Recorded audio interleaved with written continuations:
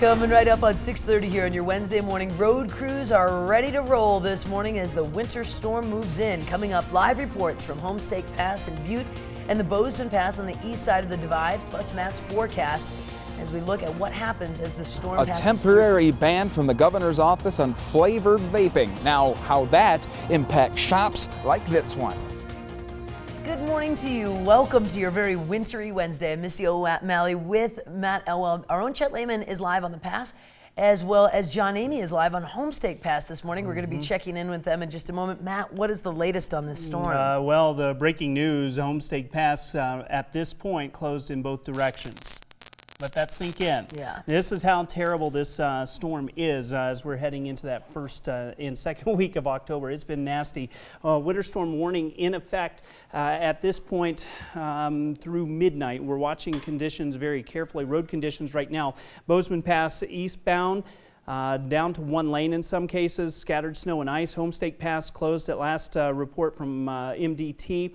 Gallatin Canyon, snow-covered road, and Norris Hill, report of a semi that is across traffic, so you're going to have some issues there as well. Weather concerns, snow and ice, my biggest concerns both to and from work this morning, and you can see that snow continues to move through there. Big donut hole of nothing it's showing up on our satellite and radar. We don't get any low-level coverage here, so that's why we're dealing with that. The Bozeman area, we're going to be dealing with snow through the early afternoon, and then it will start to taper as you head into the late afternoon.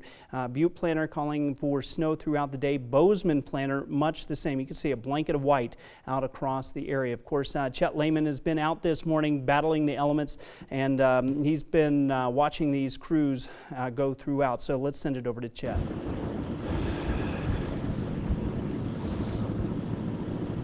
Well, that's right, Matt. Missy, the wind has picked up here on the Bozeman Pass in the last few minutes. I'd say we're now easily 20 to 30 miles per hour sustained winds.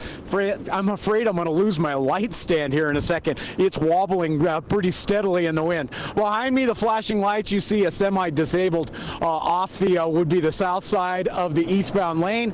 That's routing traffic down to single lane. If you can see just beyond there, the flashing blue light is a Gallatin County Sheriff's deputy that is routing traffic down to one lane only over the Bozeman Pass right now.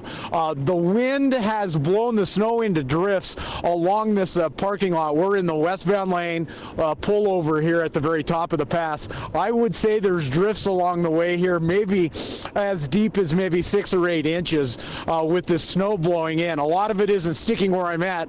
I think it's probably back at the studio the way the wind's blowing up here. That's how the wind's blowing right now. You can see traffic behind me moving. The plows are out. Just a few minutes ago we had a plow go by plowing back towards Bozeman in the westbound lane, but if you are heading out today, at least over this direction, I would say give yourself lots of time. Single lane traffic eastbound from Bozeman to Livingston. Westbound traffic is moving, but it is slick and it is slow and it is cold. Again, Chet Lehman reporting live from the top of the Bozeman Pass. I'm going to send it back to you guys in the studio. Chet, be safe out there. Of course, we have the most dedicated crew out there. And again, this morning, we're dealing with some nasty conditions across the area. Again, latest reports, one lane eastbound traffic along Bozeman Pass. We also have reports that the Butte Hill is closed right now because of the snowy conditions. Again, we're going to be dealing with nasty conditions across the board. Looking at the Butte side this morning, we are going to be dealing with snow through the morning. The early afternoon, that snow tapers off, and it looks like we're going to be dealing with some clearing conditions later in the day. That's not the case this morning. John Amy is out on the Butte Hill reporting conditions out there. What's going on out there, John?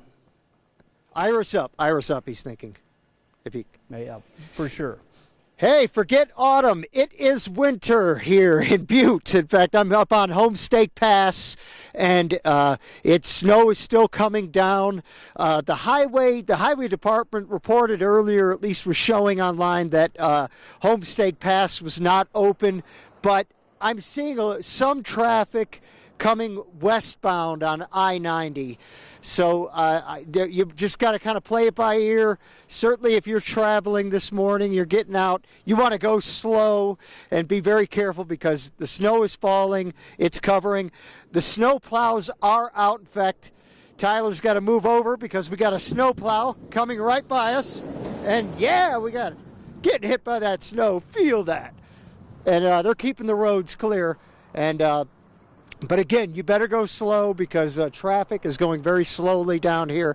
I haven't seen any eastbound traffic on I-90 right now, but there's a few vehicles going over in the westbound area into Butte. So again, if you're traveling, you better go slow, leave early, be careful because it's very slick and cold out here.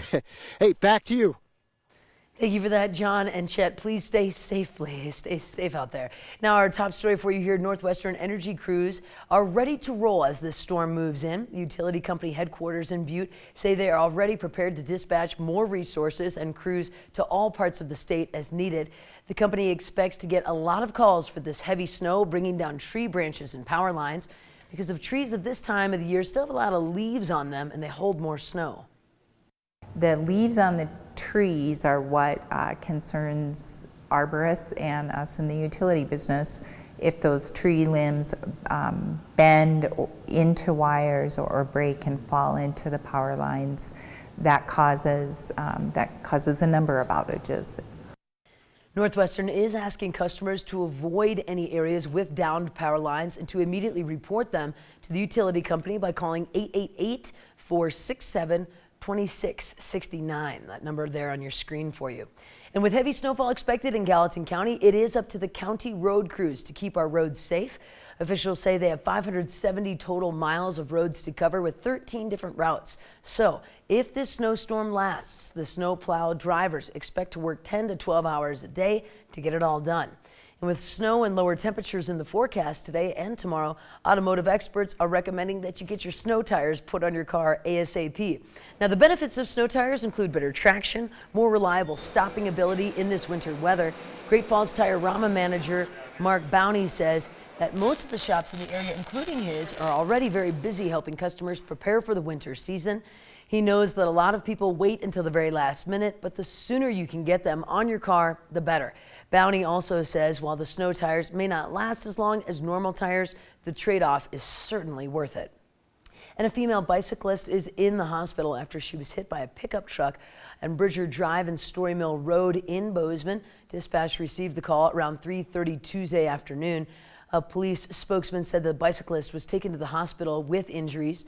No word on her current condition. The driver of the pickup was not injured. Police are continuing an investigation. And the Gallatin City County Health Department says a man was hospitalized with a vaping-related illness in Gallatin County. Officials at the Montana Department of Public Health and Human Services confirm the 20-year-old man was taken to the hospital in September. Now, it is the county's first vaping-associated pulmonary illness. Officials say that the man had a history of vaping nicotine and THC and flavored containing products. The man is at home recovering. And Governor Steve Bullock has announced a statewide ban on e-cigarettes and vaping products. It is a temporary ban until February. MTN's Cody Boyer takes a closer look at the ban and how its impact gets to the shop owners. These vapes out there really carry some pretty serious health risks. According to Health Officer Matt Kelly at the Gallatin City County Health Department, we now have a front door example. It's kind of the Wild West out there in terms of vapes.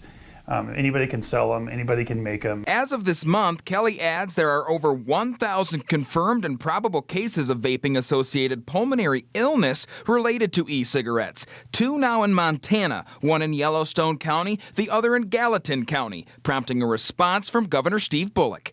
Young Montanans are using e-cigarettes at an alarming rate.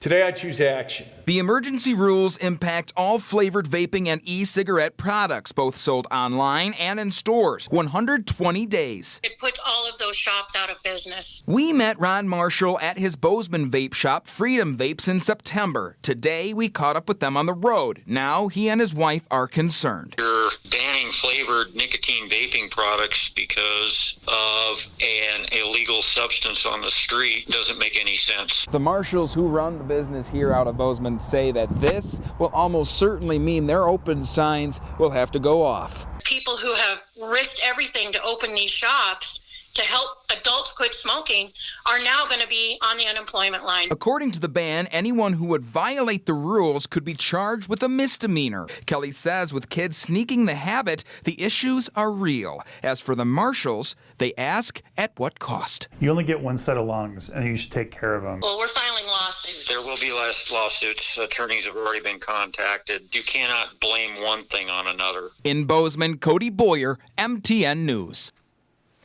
Finally, in other news, a woman from Spokane was charged yesterday in connection with injuring a Butte woman by stabbing her in the chest last month. Shelley Crome is charged with attempted deliberate homicide after court records show she stabbed a Butte woman outside of her home on South Jackson Street on the evening of September 1st. Police say the victim was walking Crome to her car after a brief visit when she suddenly stabbed her and then drove away. The attack appears to be unprovoked.